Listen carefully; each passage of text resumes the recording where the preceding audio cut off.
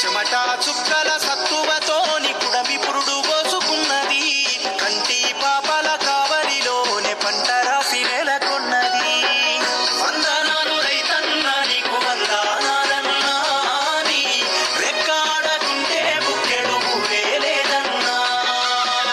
వందనాలు రైతన్నా నీకు వందనాలన్నా, నీ రెక్కాడకుంటే బుక్కెడు భూమే లేదన్నా.